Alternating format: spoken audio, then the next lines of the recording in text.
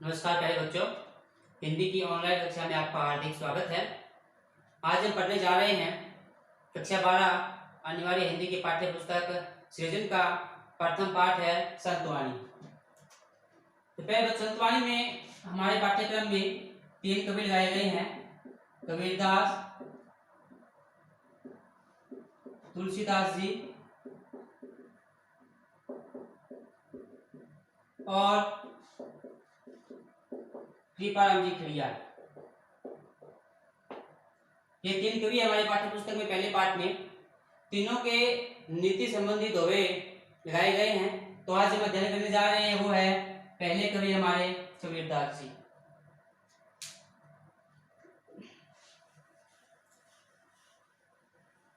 कबीरदास जी के 7 दोहे हमारे पाठ्य पुस्तक में लगाए गए हैं। तो पहला है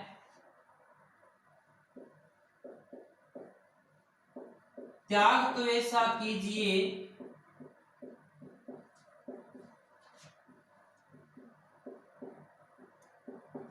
सब कुछ एक ही बार,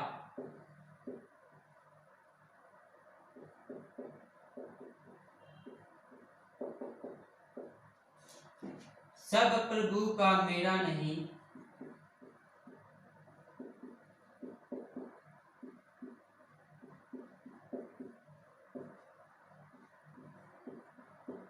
निहच्चे किया विचार।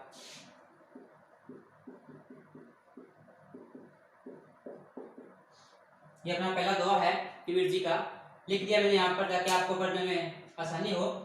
त्याग तो ऐसा कीजिए सब कुछ एक ही बार, सब प्रभु का मेरा नहीं, निहच्चे किया विचार। निहच्चे होता है निश्चय, निहच्चे क्या होता है? निश्चय होता है।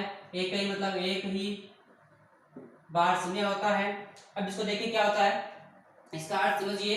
हमारे पाठ्यपुस्तक में क्या होती है? व्याख्या आती है।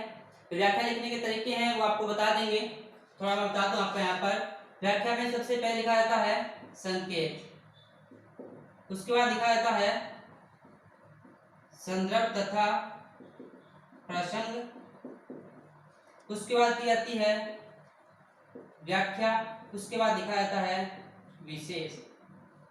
ये टर्म्स होते हैं व्याख्या के। सबसे पहले क्या लिखते हैं? संकेत लिखते हैं, संदर्भ और प्रसंग लिखते हैं, व्याख्या करते हैं, उसके बाद लिखते हैं विशेष। संकेत में क्या आता है? मान लीजिए हम इस दोहे की व्याख्या कर रहे हैं तो हम लिखते हैं संकेत में सबसे पहले त्याग सो, उसके बाद लिखते हैं किया विचार। यानी इसका मतलब क्या हुआ कि हम इस पैराग्राफ के इस पद्यांश की व्याख्या कर रहे हैं। संदर्भ का मतलब होता है कि ये जो हमारा काव्यांश है ये किस पाठ्य पुस्तक से दिया गया है, इस कविता का नाम क्या है और इस कवि का नाम क्या है। और प्रसंग में क्या होता है? इस मूल काव्यांश का भाव होता है वो हम कहाँ लिखते हैं? प्रसंग लिखते हैं। जैसे इसमें क्या बताया गया है? कबीर जी ने निस्वार्थ भाव से त्याग जो करते हैं उसके बारे में बताया। निस्वार्थ त्याग की भावना को यहाँ पर प्रकट किया गया है। तो आ जाएगा प्रसंग में। व्याख्या होती है इस पूरे काव्यांश को सरल शब्दों में सरलार्थ बोलते हैं, उसको भावार्थ सहित हम व्याख्या प्रकट करते हैं। और विशेष लिखते हैं इसकी महत्वपूर्ण भूमिका, त्याग की भावना दी गई है, उपदेशात्मक शैली का वर्णन किया गया है। कोई अलंकार होता है अलंकार लिख देते हैं, रस होता है तो उसमें रस हम भी डाल देते हैं। ये आती है व्याख्या का प्रकार है। अब हम शुरू करते हैं इसकी व्याख्या क्या होती है। तो सुनिए ध्यान से। त्याग तो ऐसा कीजिए सब कुछ एक ही बार, सब प्रभु का मेरा नहीं, निहच्चे किया विचार। कबीर जी कहते हैं कि हमें सब कुछ एक ही बार में त्याग कर देना चाहिए। हमें सब कुछ एक ही बार में त्याग कर देना चाहिए और त्याग करते समय हमारे मन में एक ही भावना होनी चाहिए, हमारे मन में एक ही निश्चय होना चाहिए कि यहाँ जो भी मेरे पास है सब किसका है? प्रभु का है। सब किसका है? प्रभु का है। यानी मेरा यहाँ पर कुछ नहीं है। तो हमें इस भावना को रखते हुए निस्वार्थ भाव से त्याग करना चाहिए। यानी दूसरों की भलाई जब करते हैं उसका त्याग मान लीजिए, या इस संसार की जो मोह माया है तो उसका त्याग मान लीजिए। यानी जो भी हमें त्याग करना है वो निस्वार्थ भाव से करना चाहिए। इसको मैं दोबारा बोलता हूँ एक बार। त्याग तो ऐसा कीजिए सब कुछ एक ही बार, सब प्रभु का मेरा नहीं निश्चय किया विचार। कबीर जी कहते हैं कि हमें सब कुछ एक ही बार में दृढ़ निश्चय करके त्याग कर देना चाहिए, और त्याग करते समय हमारे मन में एक ही निश्चय होना चाहिए, एक ही भावना होनी चाहिए। वो क्या है कि सब कुछ ईश्वर परमात्मा का है, मेरा कुछ भी नहीं है, और सब कुछ ईश्वर का मानते हुए हमें निस्वार्थ भाव से त्याग करना चाहिए, निस्वार्थ भाव से दूसरों की भलाई करनी चाहिए, निस्वार्थ भाव से हमें त्याग करना चाहिए। तो ये था अपने पाठ्य पुस्तक का प्रथम दोहा। अब आगे लेते हैं दूसरा दोहा हमारे पाठ्य पुस्तक का।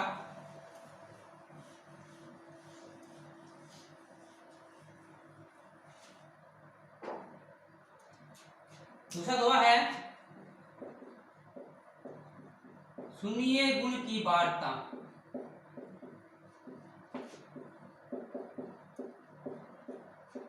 अवगुण लीजिए नहीं।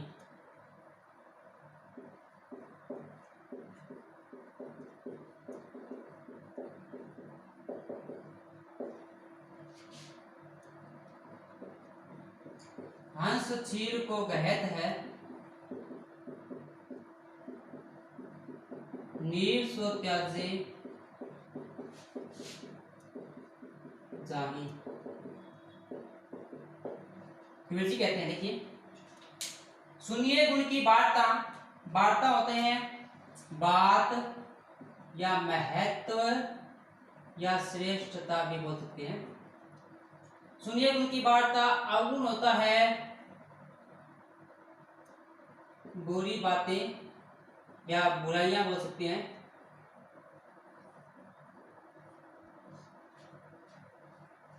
क्षीर होता है दूध, नीर का होता है पानी, त्याग होता है त्यागना। अब देखिए, ग्रहण का होता है ग्रहण करना। अब देखिए, सुनिए गुण की वार्ता, अवगुण लीजिए नाही, हंस चीर को गहत है, नीर सो त्यागे जाहि। कबीरदास जी कहते हैं कि हमें हमेशा अच्छी बातें, अच्छे गुणों की बातों को, श्रेष्ठता की बातों को सुनना चाहिए, श्रेष्ठता की बातों को ग्रहण करना चाहिए। अवगुण लीजिए नाही, बुरी बातें, बुराइयों को कभी ग्रहण नहीं करना चाहिए। जिस प्रकार एक हंस होता है, वो दूध और पानी के मिश्रण में से, दूध और पानी के मिश्रण में से दूध को तो ग्रहण कर लेता है और पानी को त्याग देता है, उसी प्रकार हमें भी हमेशा गुणों की बातों को, गुणों की महत्ता को ही ग्रहण करना चाहिए और गुण की बातों को त्याग देना चाहिए। यह था कबीर जी का अगला दोहा। इसको और बताओ एक बार। सुनिए गुण की वार्ता, अवगुण लीजिए नाही, हंस चीर को गहत है, नीर सो त्यागी जाहि। कबीर जी कहते हैं कि हमें हमेशा गुणों की बातों को ग्रहण करना चाहिए, गुणों की बातों को, गुणों की श्रेष्ठता को ग्रहण करना चाहिए, बुरी बातें, बुराइयां, अवगुण को त्यागना चाहिए। जिस प्रकार एक हंस होता है, वो दूध और पानी के मिश्रण में से दूध को ग्रहण कर लेता है और पानी को त्याग देता है, उसी प्रकार हमें भी गुणों को ग्रहण करना चाहिए और गुणों को त्याग देना चाहिए। तो ये था दूसरा दोहा। हम आगे चलते हैं अब नेक्स्ट दोहे पर।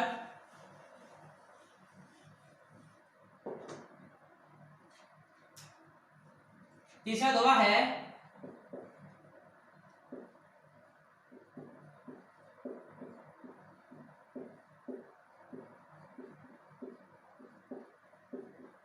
छोटे जब अभिमान को,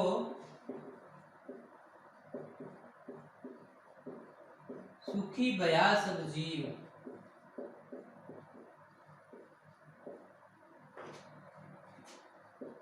बावे कोई कछु कहे,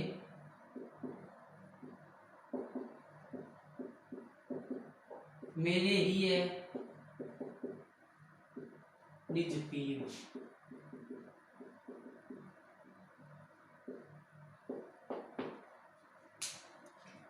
अभिमान होता है अहंकार।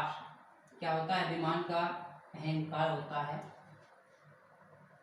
ये होता है हृदय, निज होता है अपना, पी होता है प्रिय यानी परमात्मा, जीव होता है आत्मा या जीवात्मा बोलते हैं इसको। देखिएगा, छोटे जब अभिमान को सुखी भया सब जीव, बावे कोई कछु कहे मेरे ही निज पीव। इसमें कबीर जी ने क्या है, अहंकार को त्यागने की बात कही है, अहंकार को छोड़ने की बात कही है। कबीर जी कहते हैं छोटे जब अभिमान को सुखी भया सब जीव, कि जो व्यक्ति, जो जीवात्मा, जो जीव अहंकार को त्याग देता है, अहंकार को छोड़ देता है, वो सब ओर से सुखी हो जाता है। जो जीवात्मा, जो आत्मा, जो जीव अहंकार को छोड़ देता है, अहंकार को त्याग देता है, तो वह सब ओर से सुखी हो जाता है। बावे कोई कछु कहे मेरे ही है निज पीव। और कबीर जी कहते हैं जब आत्मा सुखी हो जाती है उसके बाद में चाहे कोई कुछ भी कहे, मेरे हृदय में अपना प्रिय परमात्मा निवास करता है और मेरी आत्मा सब ओर से संतुष्ट है। इसके बारे में कोई चाहे कुछ कहे कोई मतलब नहीं। उसको दोबारा बोलता हूँ, छोटे जब अभिमान को सुखी भया सब जीव, बावे कोई कछु कहे मेरे ही निज पीव। कबीर जी कहते हैं कि जो जीवात्मा, जो जीव आत्मा अहंकार को त्याग देती है, अहंकार को छोड़ देती है, वो सब ओर से सुखी हो जाती है। और जब आत्मा सुखी हो जाती है तो उसके बारे में कोई चाहे कुछ भी कहे, तो उसके हृदय में अपना प्रिय परमात्मा निवास करता है और वो पूर्ण रूप से संतुष्ट होती है। तो ये था अपना तीसरा दोहा।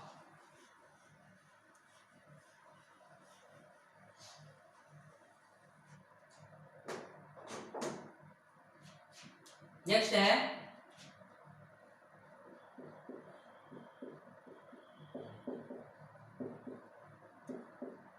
जाति न पूछिए साधु की, पूछ लीजिए ज्ञान।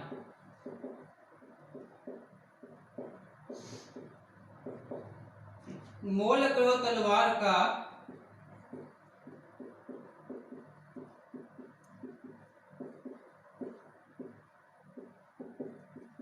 पड़ा रहने दो म्यान।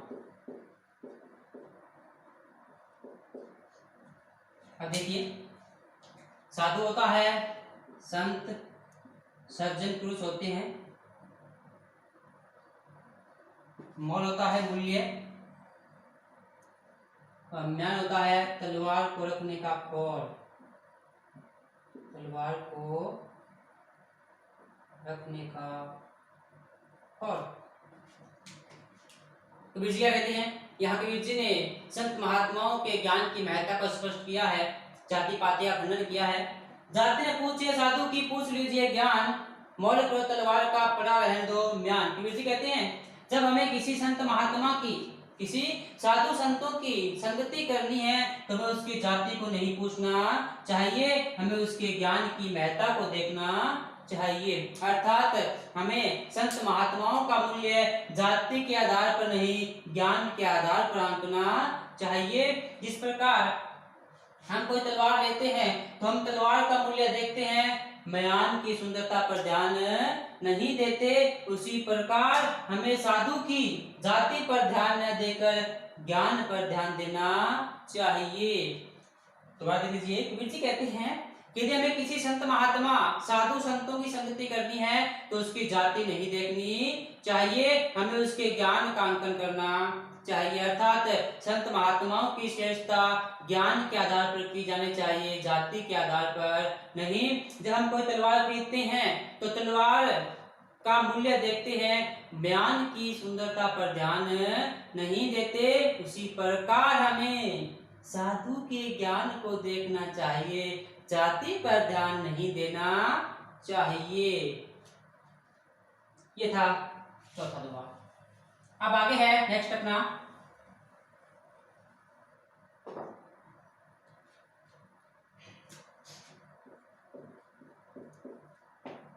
संगत कीजिए साधु की, कभी न निष्फल होए।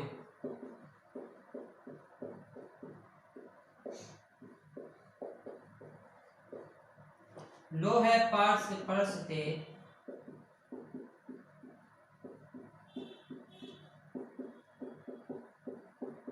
सो भी कंचन होए।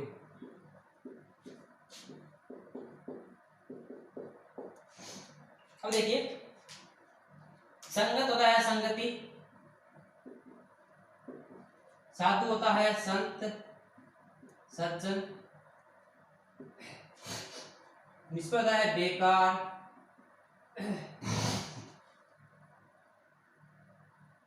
पार्स होता है एक मणि होता है, पत्थर होता है, पर्स होता है सप्रश, कंचन होता है सोना, सो का होता है वह। अब देखिए, संगति कीजिए साधु की कभी न निष्फल होए, लोहे पार्स परसते सो भी कंचन होए।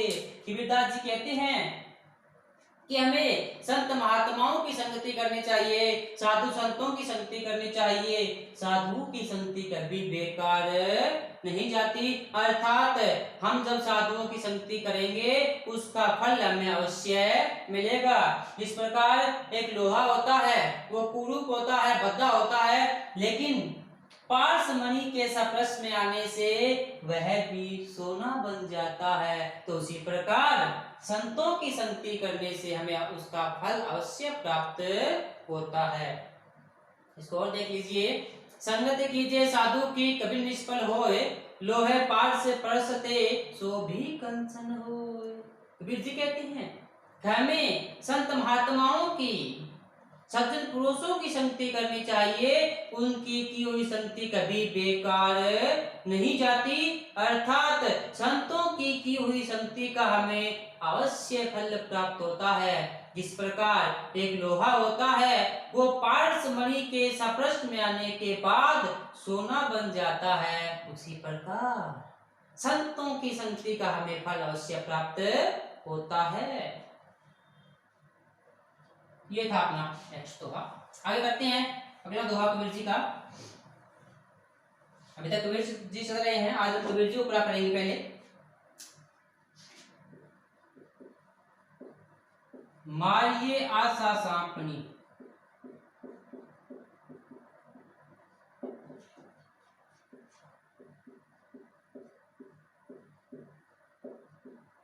जिन रसिया संसार,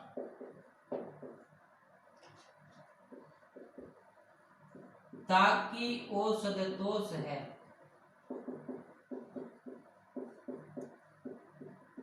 यह गुरु मंत्र विचार।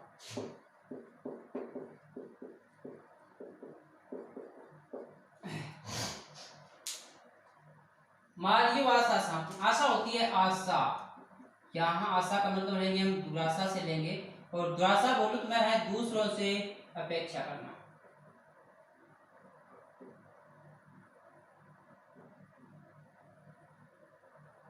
आशा का अर्थ क्या है? दूसरों से अपेक्षा करना, दूसरों से उम्मीद करना। सांपनी होता है सर्पिणी, डस क्या होता है? डसना यानी वश में करना।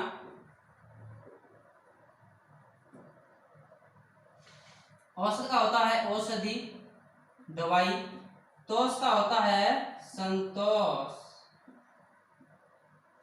इसको देखिए, मारिया आशा सांपनी जिन रसिया संसार, ताकि औषध तोष है यह गुरु मंत्र विचार। कबीर जी कहते हैं कि हमें अपने अंदर बैठी हुई आशा रूपी सर्पिणी को मार डालना चाहिए।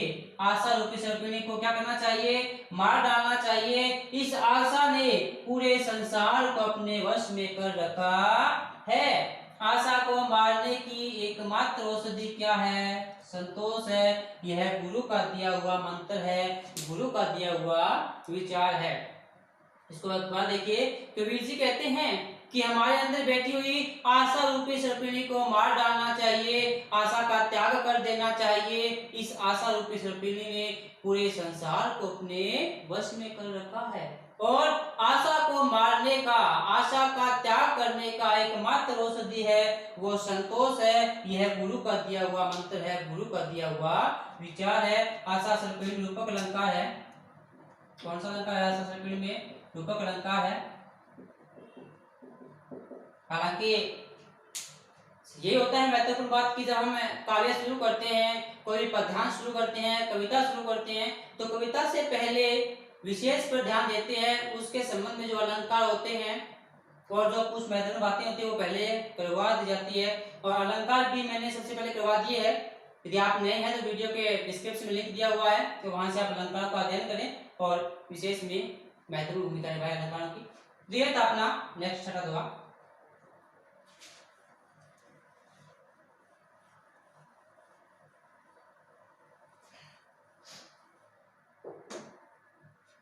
उसके बाद है अंतिम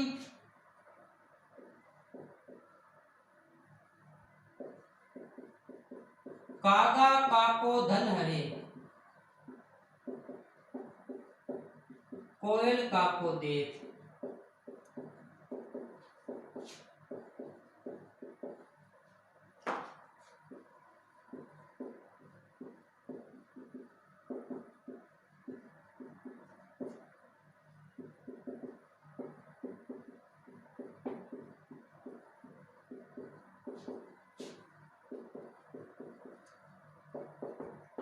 देखिए, कागा काको धन हरे, कोयल काको देत, मीठा शब्द सुनाए के जग अपनो करी ले। काका होता है कौवा, काको होता है किसका, हरे होता है हरण करना, छीनना। कोयल का कोयल होता है, काको किसका होता है, देत का होता है देना। जग होता है संसार, करी लेत मतलब कर लेना। अब देखिएगा, यहाँ कबीर जी ने वाणी का महत्ता, वाणी की महत्ता को स्पष्ट किया है कि कागा काको धन हरे, कोयल काको देत, मीठा शब्द सुनाए के जग अपनो करी लेत। कबीर जी कहते हैं कि जो कौवा होता है वो किसी का धन हरण नहीं करता, कि जो कौवा होता है वो किसी का धन हरण नहीं करता। कोयल काको देत, और कोयल किसी को धन देती नहीं है। क्या है कि जो कौवा होता है वो किसी का धन हरण नहीं करता, तो कोयल किसी को धन देती नहीं है। अब दोनों में फर्क इतना ही है कि जो कोयल होती है वो मीठी शब्द बोलकर, मीठी वाणी बोलकर, मिठास वाली वाणी बोलकर पूरे संसार को अपने वश में कर लेती है। अर्थात कबीर जी का भाव है कि जो कोयल का लोग सम्मान करते हैं और कौवे का अपमान करते हैं, दोनों में अंतर इतना ही है कि दोनों में क्या है, वाणी का फर्क है। कोयल की मीठी वाणी के आधार पर उसका सम्मान करते हैं और कौवे की कर्कश वाणी के आधार पर उसका अपमान किया जाता है। तो ये था कबीर जी के साथ दोहे। हम नेक्स्ट वीडियो में तुलसीदास पढ़ेंगे, उसके बाद हम कृपा क्रिया को पढ़ने के बाद संत वाणी टॉपिक पूरा करेंगे। आज इतना रहेगा, धन्यवाद।